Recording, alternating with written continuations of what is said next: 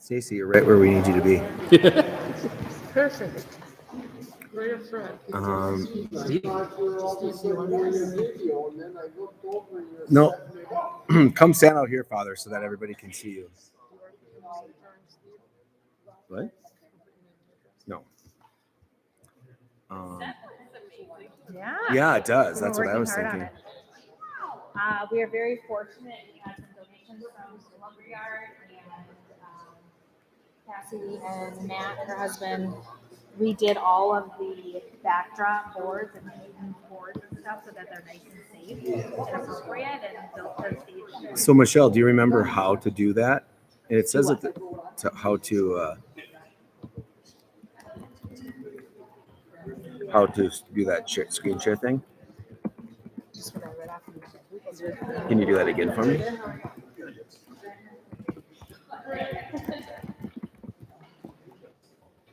Yeah.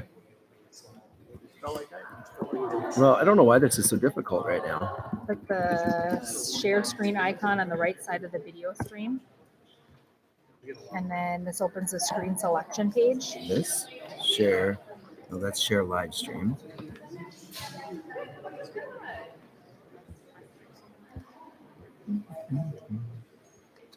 Right side of what? It says the share screen icon on the right side of the video stream. This says there's two people on.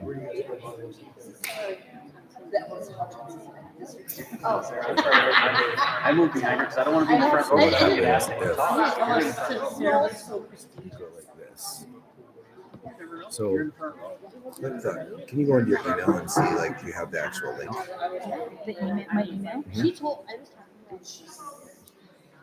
Oh, I see. Just see if it's live. I can hear that from you. You've known me for what, 9 years, 10 years now? Yeah, I don't see a way to share. I can share the link, but I can't. And now I was only missing a year. looking on it. And you keep having kids, so I see you. you have terms.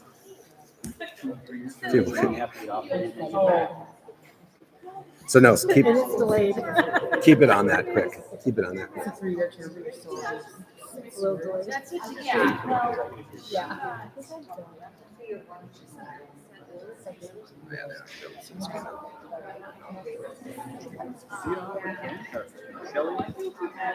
She's done after next year. I'm showing two people,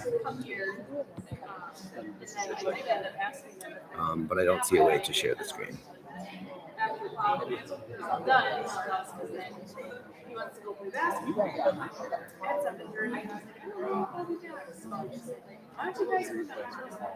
I also didn't see a way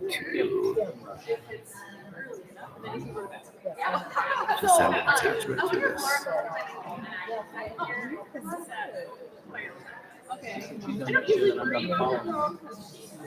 Yes.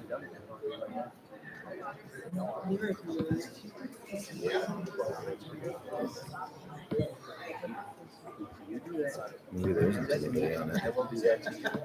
Trust me. I gotta get the most.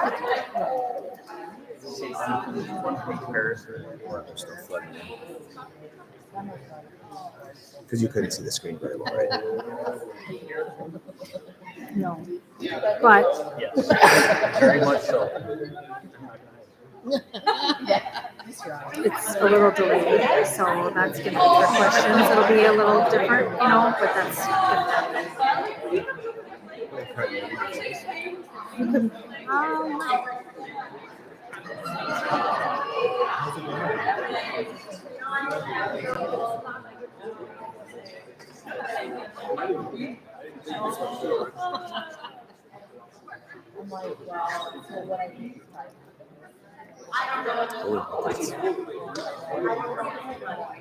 well, they'll just listen to us about that. Yeah, that's what I was thinking.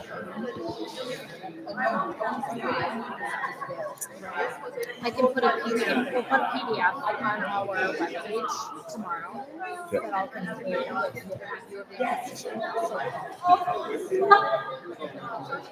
Are we doing double take? Yes, you can say.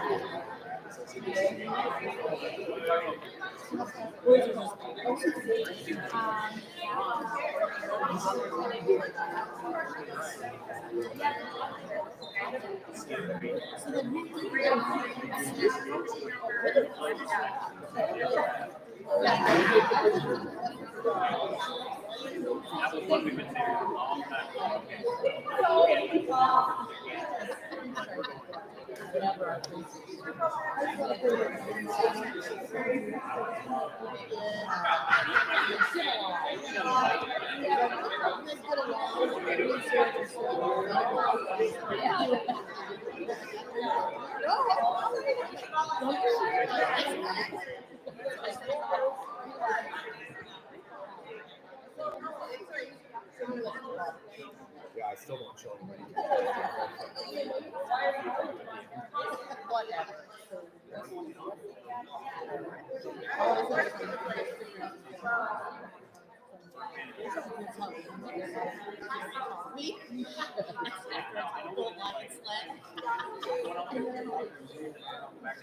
Good evening, everyone.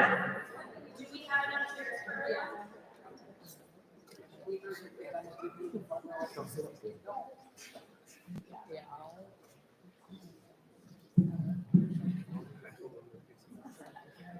Thank you so much for coming out this evening to learn about where we are at with Holy Trinity School.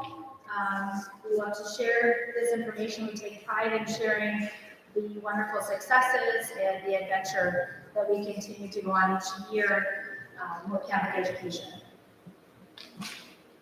I'm Michelle Lippy, I'm the administrator at Holy Trinity School. I will say that. For those of you tuning in on the live YouTube, you won't be able to see the PowerPoint, but you'll be able to hear us, and there will be a PDF of the PowerPoint put up on our webpage tomorrow. All families will be sent that are not here, get one sent home, paper copy sent home with them, and then definitely call the school if anybody else wants to have that. I think we only have a couple tuned in live school. This is Steve Andrews. He is one of our school board members. Hi. We did not rehearse this, so this will be formal, I promise. We're going to just dive right in. Actually, I'm going to have you start. Do you want to start with prayer? And then we're just going to get into some of the content. And if anybody has questions along the ride, just let us know.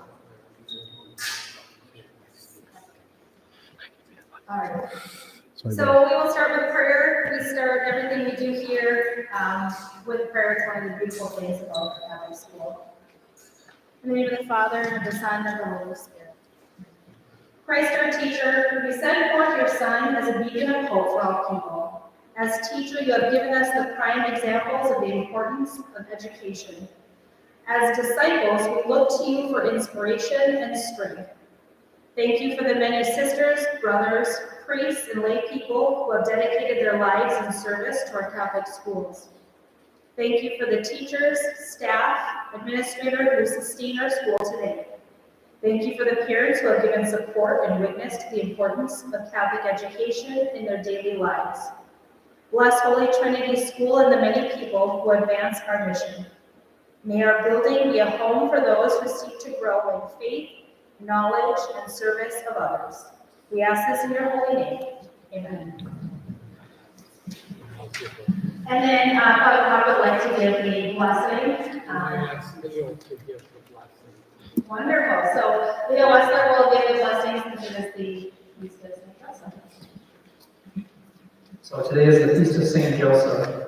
So St. Joseph, we ask you to intercede for our school, and as part of Holy Trinity, you supported the Holy Trinity, the Father, the Son, and the Holy Spirit, along with the Holy Family. Many of your actions were unseen, but you were there for them when they needed you. And we imitate that role model that you have placed before us to serve the needs of this school, to serve the needs of our children. We ask for your guidance, your patience, your peace, and your direction, especially this night as we go forward and make plans. We ask all of this in your name. Amen. Okay, well, just start out with a reminder of our mission. So at Holy Trinity School, our mission is that we are a Christ-centered Catholic community where faith and learning are lived and celebrated daily through gospel values and academic excellence. Hi, good board of directors. So, as Michelle said, I'm Steve Andrews. I am actually a St. Michael's representative. That was my error on this slide here, but this just introduces you to our board of directors, our pastors, Father Ken Pop. Sarah is with us, right? Sarah. Stacy's in the back, Stacy Munson. Shelley Hennigan is not with us tonight. Jim Gross and Brad Bednar, that's here from Piers. Myself, Keith, and Jeff Jacobson from Buckman. So where's Jeff? So that's just a representative. Little bit of an adjustment here that we did talk to the parishes about. The bylaws now state from a board representation standpoint that we will have minimum of one representative per parish. And then we're really trying to align the board around areas of specialties, whether it be technology or marketing or facilities, that type of stuff, to make sure that our board is really well rounded out. Keith is my white. So three primary components here at Holy Trinity, kindergarten through grade 6, our early childhood education program, and HD Kids Place Childcare. So Keith, we want to jump ahead, just a quick snapshot of our enrollment here. We got really crazy with that 170, but it is quite a bit higher than it has been. So our average right now for the 3 years is 165. We see a pretty consistent uptick, and we'll get into why here in a minute. A lot of that's happening in our early childhood education area. Strategic plan goals for 23-24. Some big pieces of the puzzle here as we work on our 7-year accreditation plan. We are in year 3. First thing is to revise our discipline and bullying policy guidelines. Second is to provide compensation for CEU eligible and certification programs for staff. We continue to focus on doing our best to shore up any gaps we have with our staff as compared to the public school system. Number 3 is to evaluate current space usage and develop a projected plan, and we'll get into a little bit more detail here in a minute. And then lastly is to implement the advancement model. This is really the program that funds the back end of the school outside of tuition and the fundraising efforts of the families. And so we'll dig into that a little bit more. We're continually working more and more on trying to lean into the potential for larger donors that might be willing to give to the school, whether it be in a state or planned giving.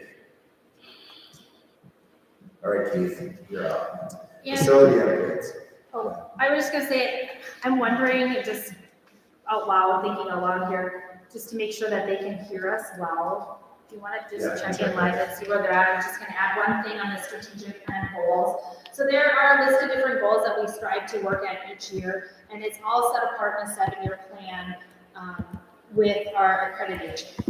And so every 7 years, the accreditation agency comes forward and looks and takes a look at what we've accomplished. Every year, we have a list of goals that are set apart that we hope to accomplish.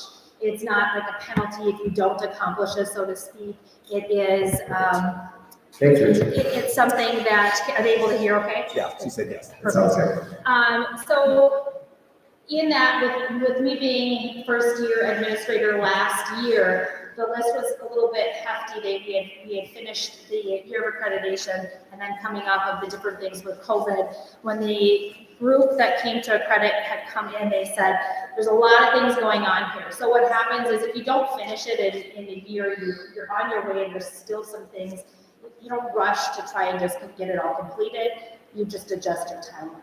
So there are different things that we continue to work on and many things that we have accomplished. Just to give you a snapshot, when we say strategic goals, I think a lot of people, myself included, when I was in the parent role, don't understand what that means. And it's set apart, it's set in place so that the school is constantly progressing, moving forward, making sure that they are rigorous, sustaining, and building a good academic program for students. Perfect. So facility upgrades, we know how important it is, especially with a legacy style facility like this, to stay on top of what we got going on. So just some quick updates. First was our UCE playground. That project became a little near and dear to my heart, but that was about a $100,000 playground project that was funded in combination through our advancement funding and a Schultz Foundation matching grant. So when we get into advancement funds later, those funds do not include that early childhood playground. Tons of donated contractor time, from cement work to everything in between. Boiler updates, as long as I can remember, we've been talking about the fact that we have to heat this building and it's got a fairly ancient system in it. So there was some tubing that was redone that'll kick that up to hopefully 15-year lifespan. You might have saw the equipment outside, the bricks are getting redone this year. So that's coming spring. The far, I'm terrible with directions, north. The north wall will be happening during school here as we go into summer, and then the remainder will be done when school is not in session.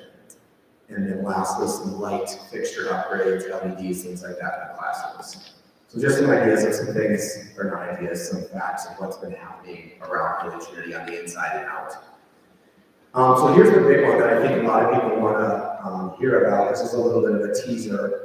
And this is just some board-based discussions in regards to our potential future here at Holy Trinity, and what it might be looking like to launch a capital campaign, which would really sustain Holy Trinity far into the future. So right now the board is doing quite a bit of heavy lifting in regards to strategic and long-range planning as it relates to our sites, all of the physical ground and dirt we have here, as well as some bolstering of our leadership structure as we continue to take on more students. We have one person right now that does the job of probably 3. So we have worked a little bit with some outside help. Casey Green helped us do some strategic mapping and planning, I think 5 to 7 years ago. We brought him back in. And so this is just some of the examples of some ideas that are being tossed out. We did have a preliminary meeting in regards to this that was held at St. Michael's a couple of months ago, 2 months ago probably already. And the idea was really just to take the temperature at a very, very high level. So yes, we have some roundabout high level ideas on what some of this stuff might cost, but it is very, very early on in the stage. So some things being kicked around. First would be a first floor entrance. One of the ideas is jutting out from those breezeway doors. And moving Alicia, for example, down with an entrance that's similar to that of Healy, so it's secure, so the community can access Holy Trinity properly, so you can see people coming in. Second is an elevator. The third is an on-site cafeteria. So the proposed plan would potentially look at jutting out the back through the middle of the facility, allowing us to have everything on-site. Updates, potential renovations to the gym, the restrooms and bleachers, and then lastly, some modernized classroom fixture and lighting upgrades that would take this building, well, frankly, to a much higher level than it is today. So the biggest thing I would like everybody to gather on this right now is if this interests you at all, please reach out to myself or Michelle or a board person, because we are working on aligning some different groups and categories. And really just discussing what it looks like to take a heavy run at this, potentially as early as later this year. Questions on that at all? All right, go ahead.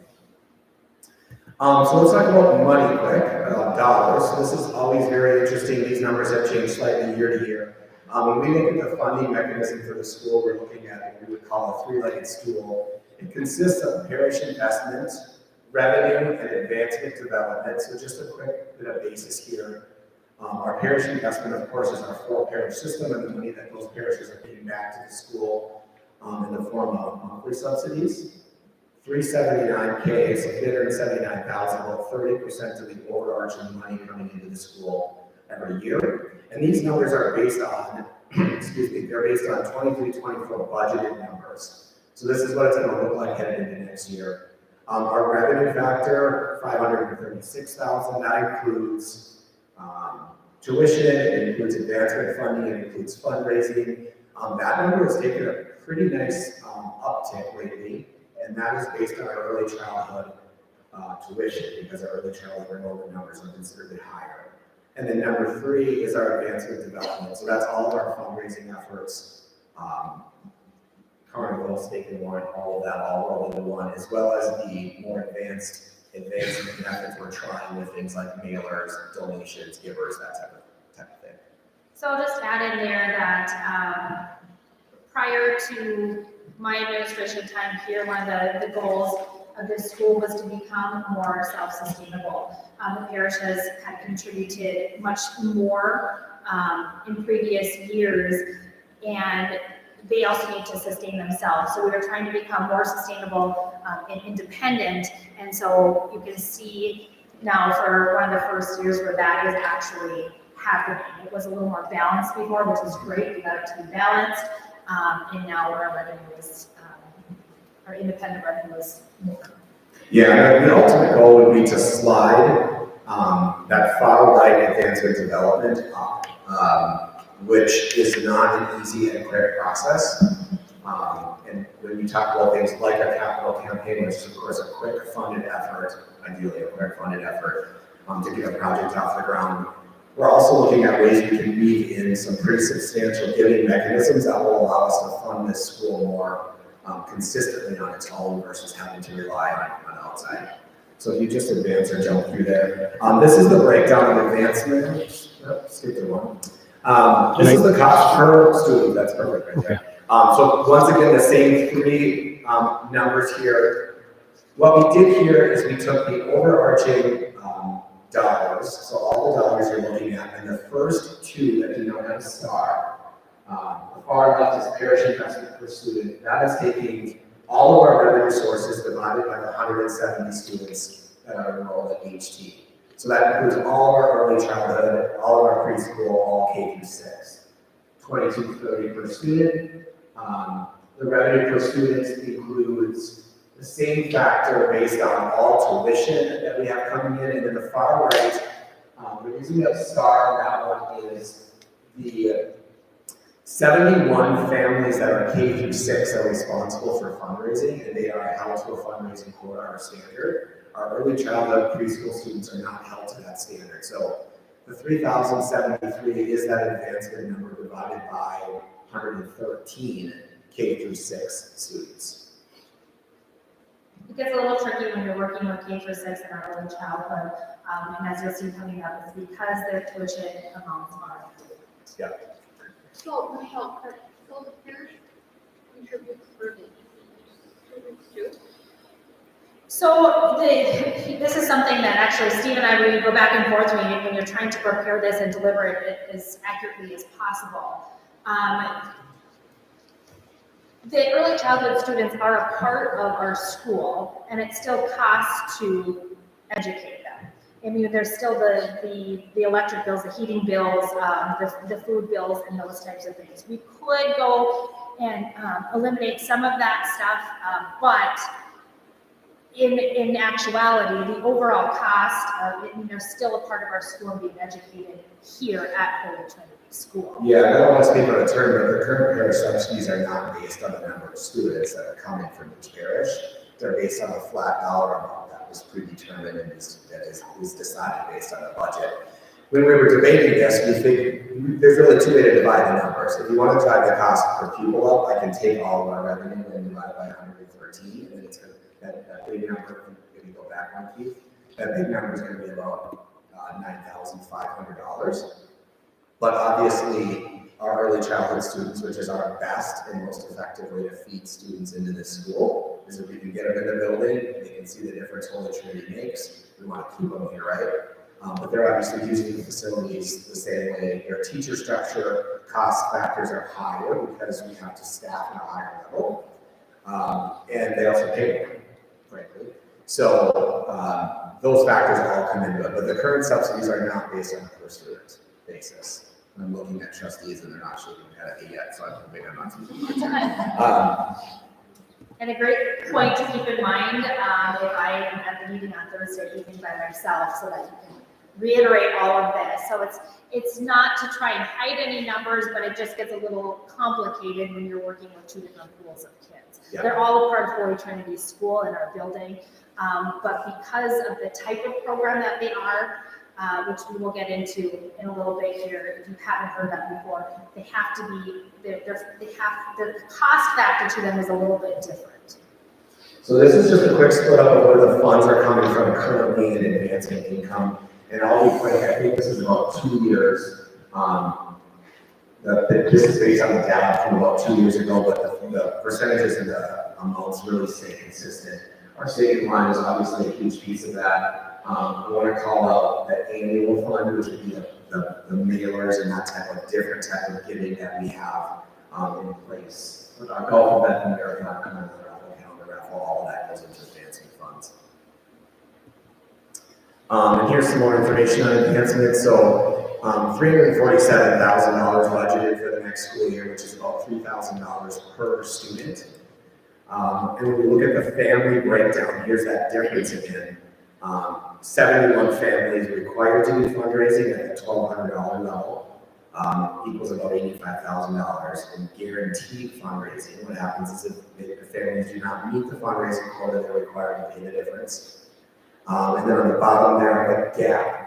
And so the gap is 113 students times about 2,300 for about 262,000.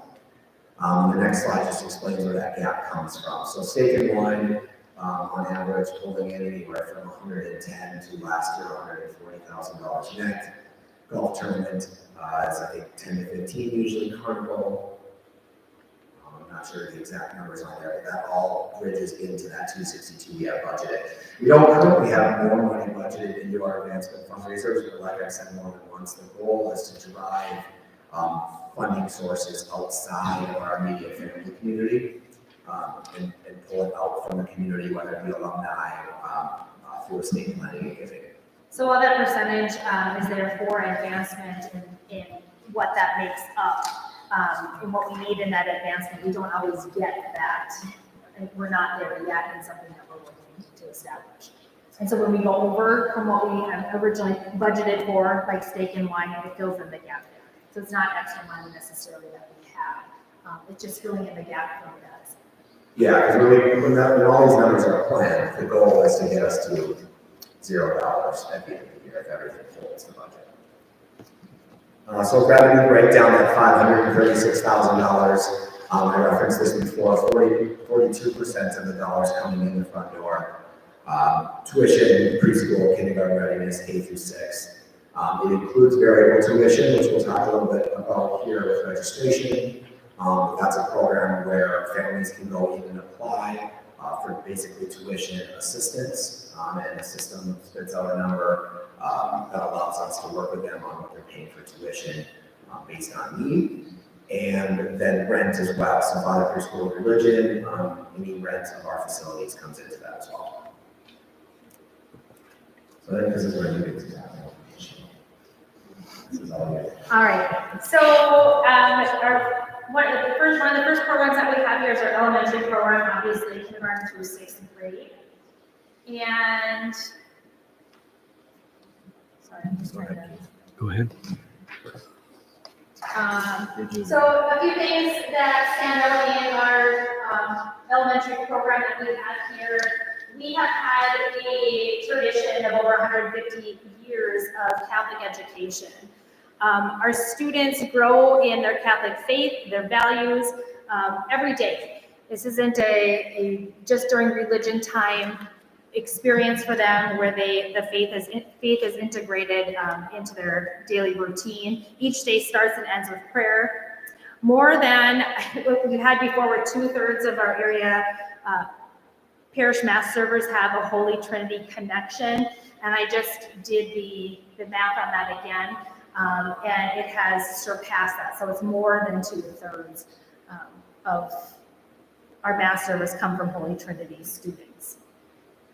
And we're about 60% last year, and we're just over 70% this year. We have I don't know.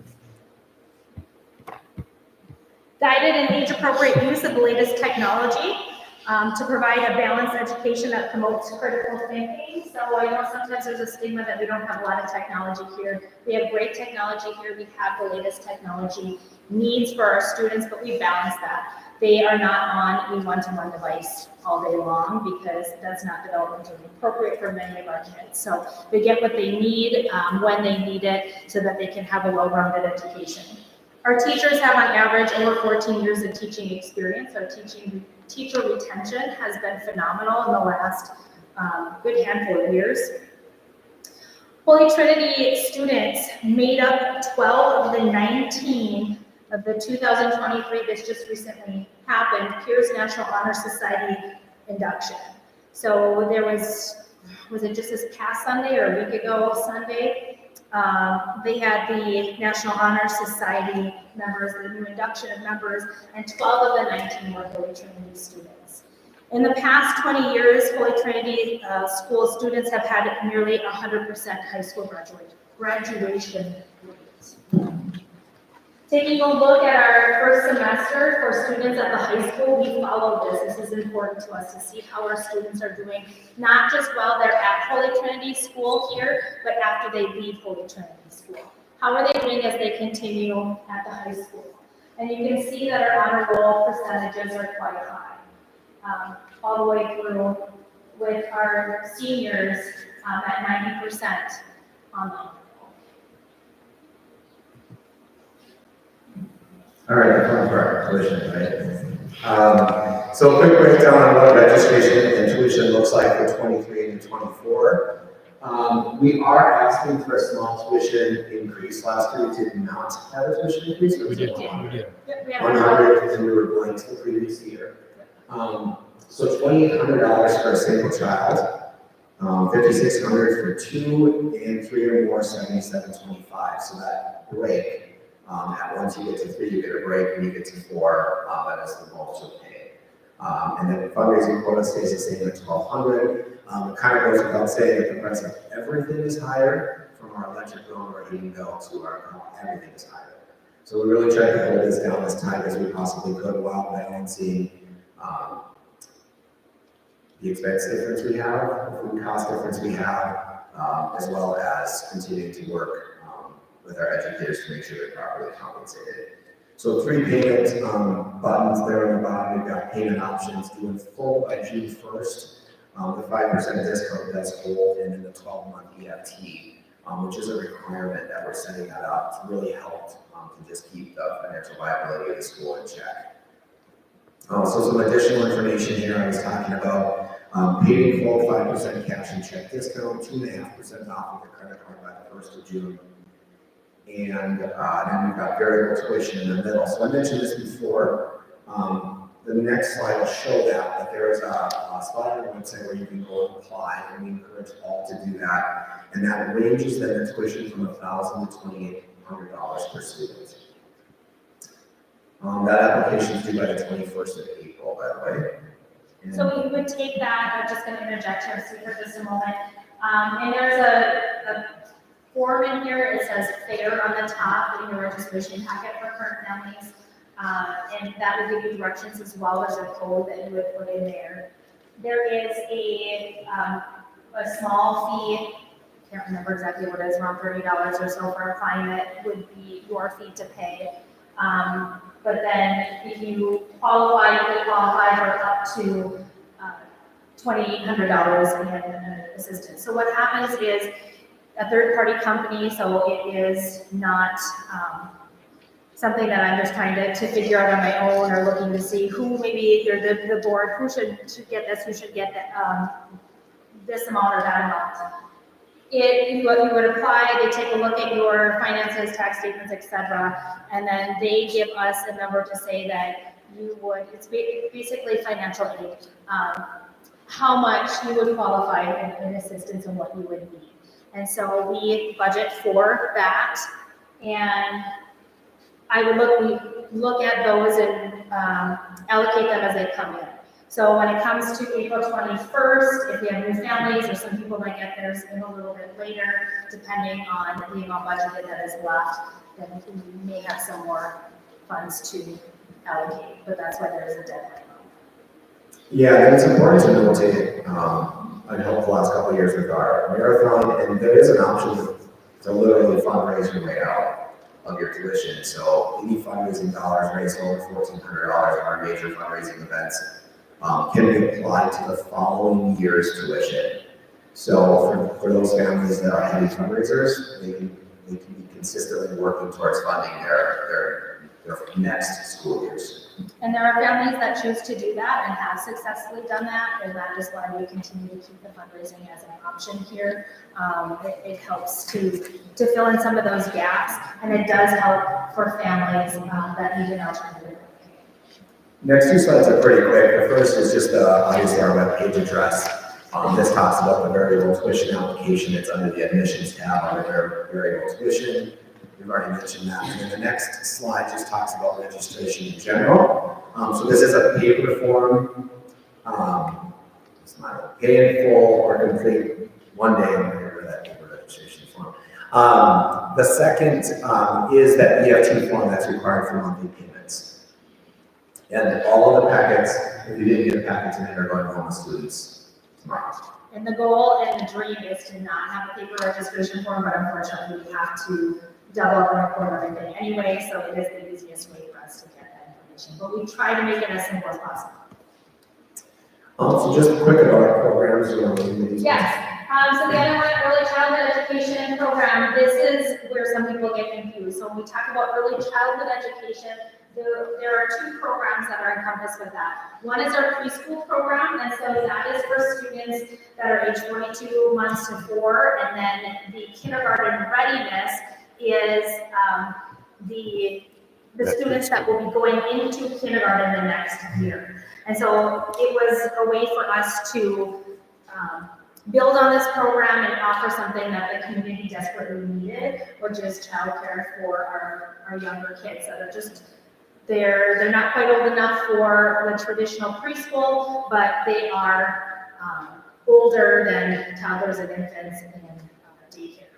So we have our mission here is to provide a developmentally child-focused learning experience for each student in a Christ-centered environment through curriculum that supports the growth and stimulation of the whole child, mind, spirit, and heart.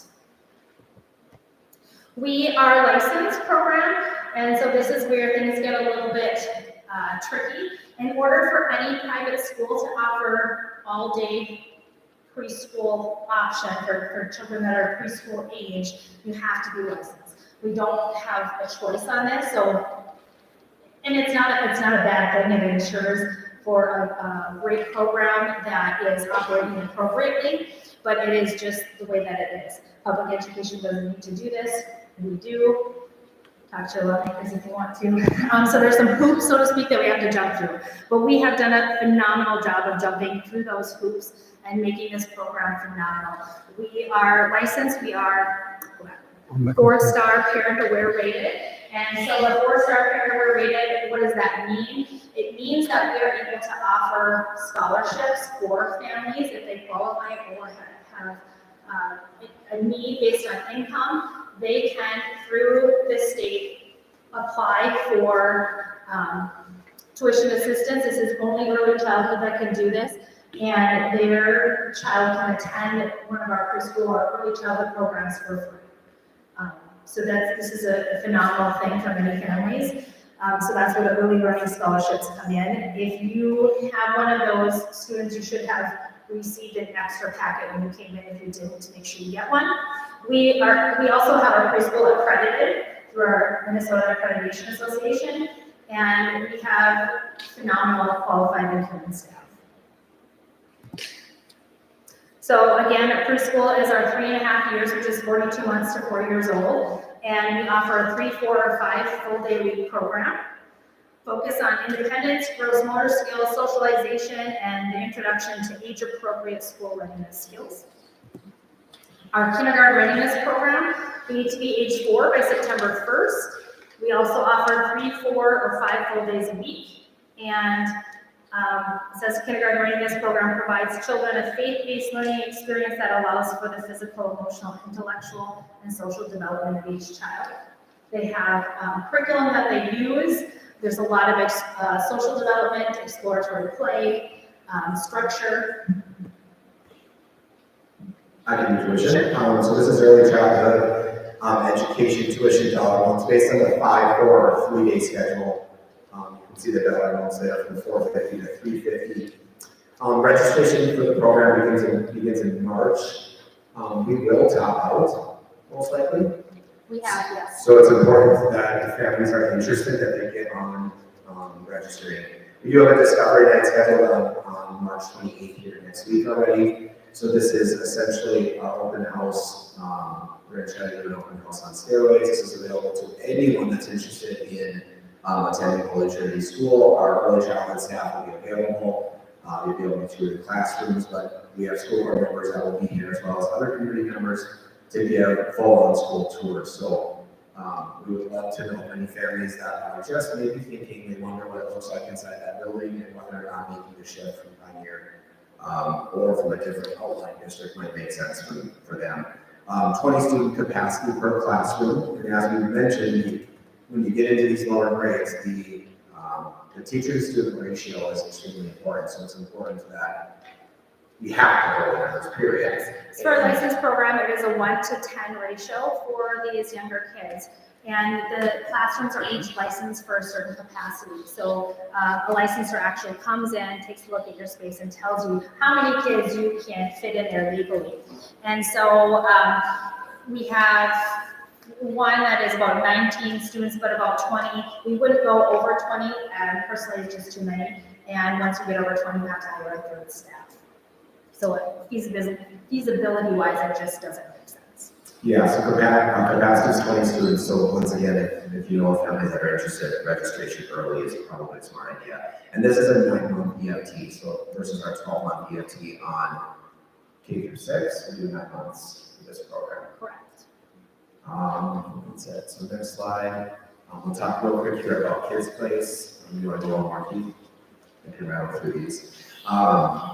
I did want to point out, I don't know if we talked about that at all, because there was some questions with the board and different things you probably saw in the newspaper, and you should maybe speak to this.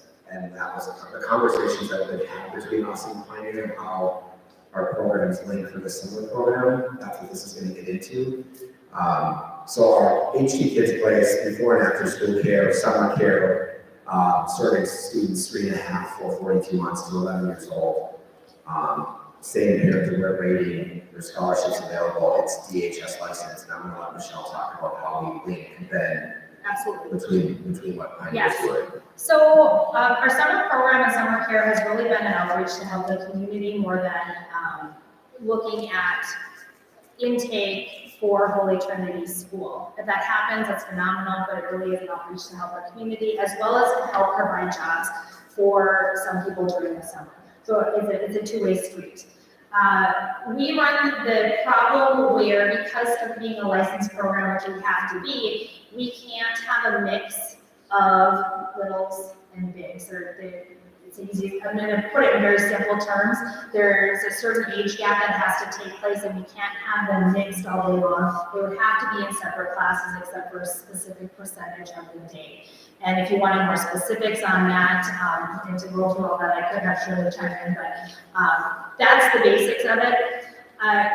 Pioneer, and then we also have students that would still need care. And so I have been working with Sarah Funk over at community education. And so when people said, well, the public school is providing this, and I said, yep, I know, and vice versa. We've been working together for our community to try and establish childcare for the summer for all of those who need it. And so it made the most sense for us to provide childcare for the younger students, our early childhood students, and for those at the public school in that building and through community education to provide childcare for the older students. Since we can't do a mix anyway, and we wouldn't have the staffing for that, we split it accordingly. The bonus of it, I love how things just work out really nicely. We can utilize our classrooms that are set up beautifully here, our brand new playground, and it keeps everybody away from all of the brick busyness that's going on and will be going on this summer as well. What's the age split on that, Michelle? Where does it stop? So we would be able to serve children that are 3.5 years old to like kindergarten age. And then from there, they would have the option to register. Because it's a 36-month, it can't be more than 36 months per age, correct? Me if I'm wrong. So technically, till 6.5 is what I think the registration says. Yes. Any questions on that? So is We do have, what? Is Pioneer not taking any younger kids then? Is that what it? Correct. Yep, they will take just K through, I don't know what age they have, 11 or 12 or something like that. Yes. Yeah, and our program is fully, so 2 snacks a day, lunch, the whole Yeah. 9 yards. Yes. Their And program is- that's because it's great thing to offer, and we also have to offer that. During the school year, our before school and after school program will stay the same. And we have a variance because it's a shorter period of time throughout the day, so that's why the kids can be together during that time, the older ones and younger ones. We actually have a documented variance for that. I can fix it. I made it, man. Key. Every year, is that a new requirement, or is that, because in other years we've had older kids with younger? It is not a new requirement, but we're becoming more wise and knowledgeable as we learn and grow of the things that we need to do, should have done, will be doing. I also think once we added our preschool program, we added children that were 3 now to also be able to go to kids' place. And that 3-year-old is very different than a 5-year-old going into kindergarten who's at kids' place, because they technically can be considered kindergarten at that point. So that's where it really started to kick the last couple of years. Yes, so those leaving preschool are technically considered kindergarten once they finish preschool, so they would be able to be with the older group would be okay. The big thing is they have to be able to start kindergarten. And so having a program that shows that, I'm just reiterating that a little bit in case anybody wanted to hear the live stream. Is that it? No, just your. Great questions. Any other further questions? I can read my message for those that can't see it, and then if there's still questions, we can go through those. I'm amazed at the growth and changes happening at Holy Trinity School. We continue to strive for excellence in our academic programs that are taught with a faith integration. While working to understand God's mission for each of them, our students are held to high standards geared toward helping them reach their full potential. We continue to make improvements and upgrades to our building to ensure that Catholic education and peers will be around for generations to come. I'm so grateful for the many blessings we have received and continue to receive from our community.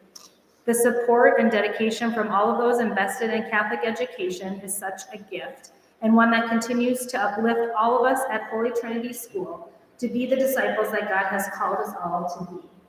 So I'm very, very grateful to all of our families, all of our community members, and all of the support that Holy Trinity continues to receive. So thank you very much, and thank you for your time. I think we had a couple of questions. Go ahead. So I think ECE is expanding kind of the grade levels that we used to have before.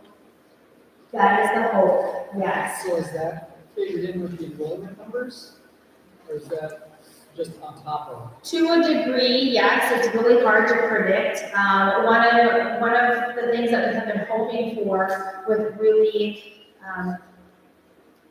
building our early childhood program is that we could get back into double sections in our school. So 2 sections of K, 1, 2, and so on. Next year, we are looking at this point in time and very strongly, we are very close to having 2 sections of kindergarten next year. And that's a very exciting thing. We've got some good growth. We have many new families coming in, which is, to me, one of the most beautiful things you can have is when you have new families through the community, new families, first-time parents that are taking a look at our school and bringing their kids here and want to invest in Catholic education for their children.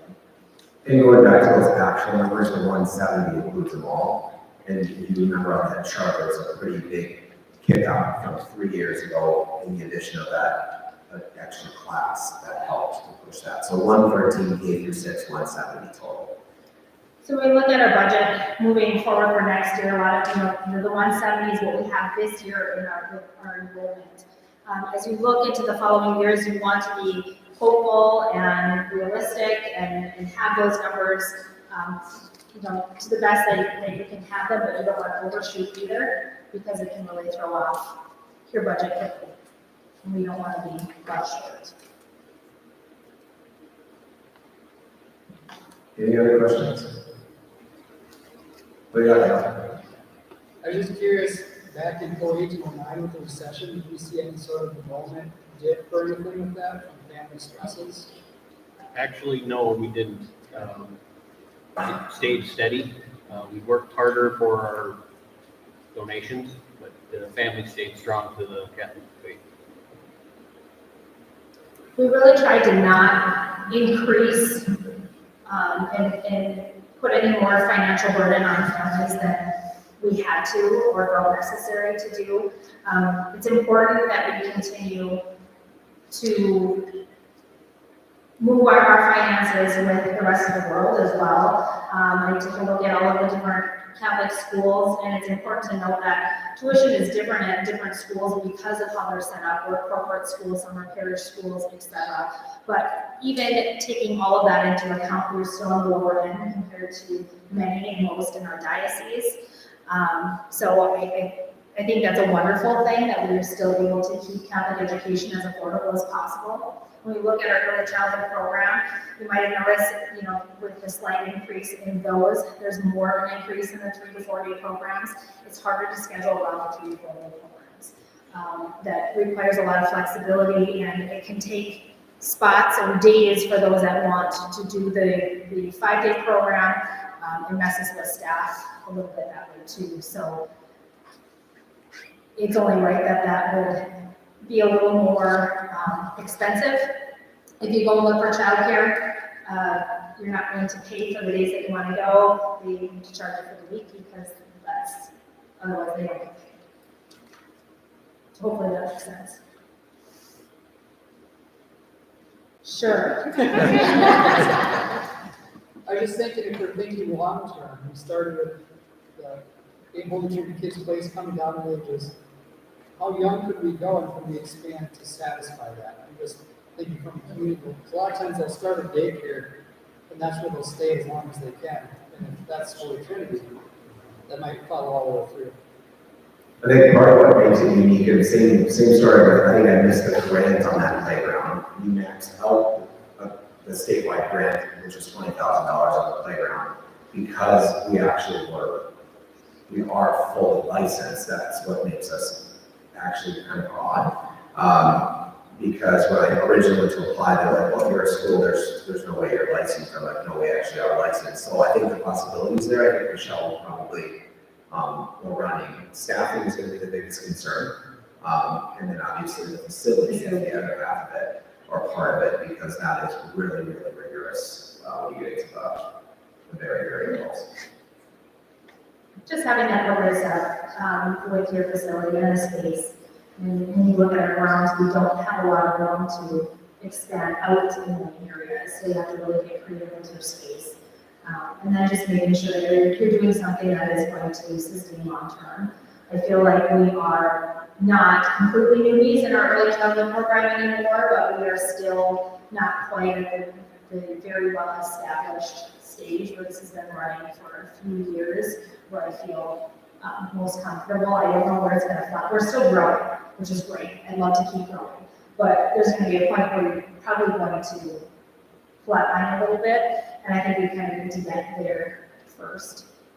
But I think that's a good example when we talk about capital campaigns, some of the kind of step back we're doing before we go forward, and that's an example of what that might look like when you start to do some of these visioning things.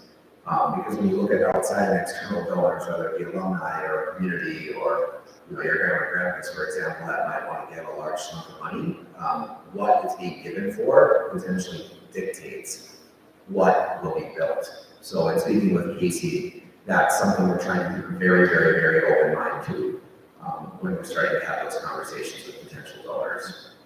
So that should potentially go on the list. Always overtime. Yeah.